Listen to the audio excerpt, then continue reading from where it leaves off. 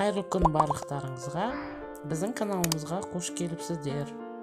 Баклажанды осылай қуыратын болсаңыздар, өте дәмді шығады. Ол үшін бізге 2 баклажан керек. Оны біз жұқа қылып тураймыз. 0,5 мм-дей.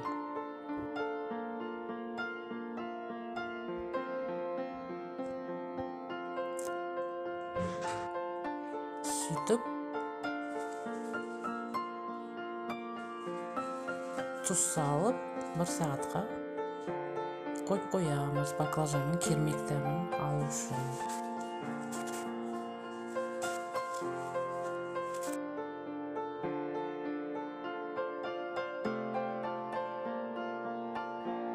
Енді біз құймақ сияқты сұйық қамыр жасап аламыз.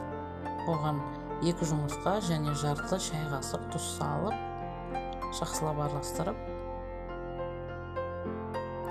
және оған 1 стакан йогурт немесе қаймақ қосамыз. Және 4 қасық ұн саламыз.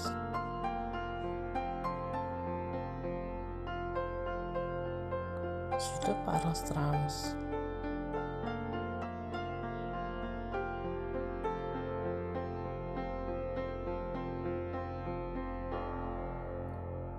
Жаңа баклажанымды шайып, кептіріп алдым. Енді оныға аунатып аламыз бірінші. Содан кейін жаңағы жасаған сұйық қамырымызға батырып,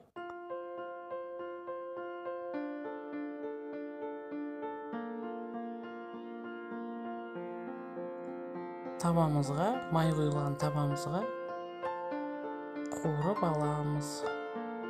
Дайын болғанша.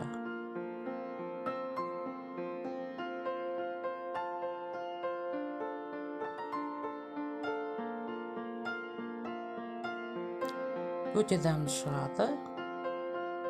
Бұлай тіске басар ретінде де жесеңіздер болады. Болмаса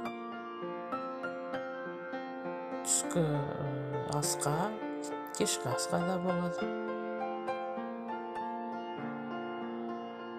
Өте дәмді шығады, бәл не сияқты, құймақ сияқты шығады, алади сияқты. Жасап көріңіздер.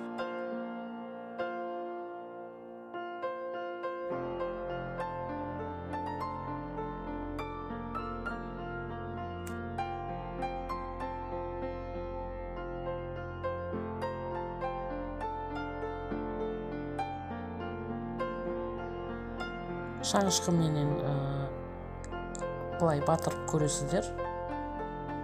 Егер баклажан жұмсақ болса, ол дайын болды деген сөз. Міне дайын болды. Өте жұмсақ және дәмді. Біздің балаларымыз сүйіп жейді осы нені, өте дәмді. Тіске басар дейміз ба? Түскі обедке де қуырып жесеңіздер болады, күшті.